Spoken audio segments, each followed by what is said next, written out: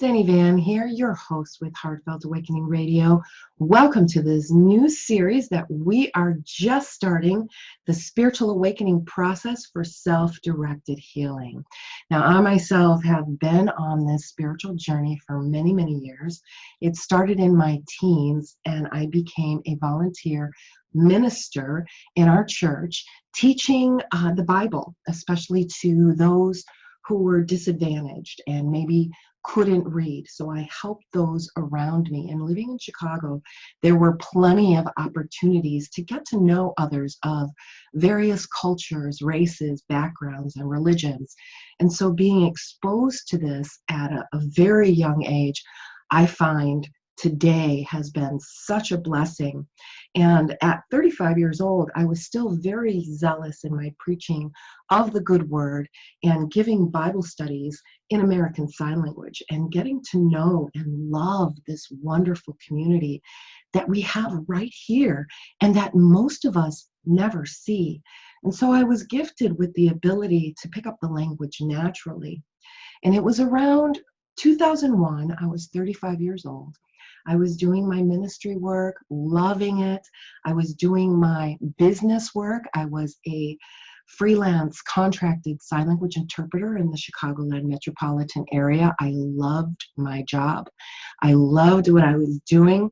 You know, I was looking pretty successful on the outside. And it was in 2001 that I discovered this spot on my shoulder. It was just a spot. It was about the size of a dime. I went to the dermatologist and had the spot biopsied. And it happened to be on my birthday, June 18th, 2001, that I got the biopsy result. And it was my doctor who called. Now, when you're getting a result and it's the doctor that's calling, you know something's up. And he said to me, "I'm sorry, you have malignant melanoma." Now, I didn't hear anything after that, and I understood the meaning of time standing still. Time stood completely still. And he mentioned stage 4 and what doctor to go to next. So I wrote everything down, and I went to go see that doctor. And those next steps were to have radioactive dye injected into me, removing lymph nodes to determine if I was going to get radiation with my chemotherapy. And as the doctor was telling me all of these things that I had to go through, there was a tiny, tiny little voice inside that said, "That's not for you." Now, I looked very successful on the outside, but I was literally dying on the inside. And I wasn't dealing with the trauma that I experienced between the ages of 4 and 16. I buried them deep, and I made myself super busy in my career, super busy in my volunteer work, super busy with my family and my kids when they were little. I made myself super, super busy, and I didn't have to deal with it. So looking extremely successful on the outside and yet dying on the inside. And I wasn't dealing with it. I was suppressing it. And so I started going through this healing process, first of all, of listening to that tiny little voice. Because everything in my external world was showing me fear. And if I chose not to go the route of chemotherapy and radiation, which I did, I told the doctor no to chemotherapy and radiation. And you know what he said to me? "I'll be dead in 2 years." So imagine making that decision. No, I'm not going to do it. Well, you'll be dead in 2 years. Fear flooded me, all of the fear. And then everyone telling me what I should be doing. There's this cure for this. There's a cure for that. And everyone's showing me this fear. But remembering that tiny, tiny little voice inside that said, "That's not for you." But I didn't know what was. And I found an oncologist who was willing to work with me. And she told me, "You have to have a plan. What's your plan? Next time in 3 months you come see me, you have to have a plan." And so what did I do? I researched everything. I found Dr. Mercola and I learned EFT through his trainings. I also became a course junkie with shiny object syndrome. And I went through this stage of learning everything I could possibly get my hands on. I became certified in EFT, emotional freedom technique, NLP, neuro linguistic programming, LOA, which is law of attraction. I became certified in hypnotherapy, past life regression.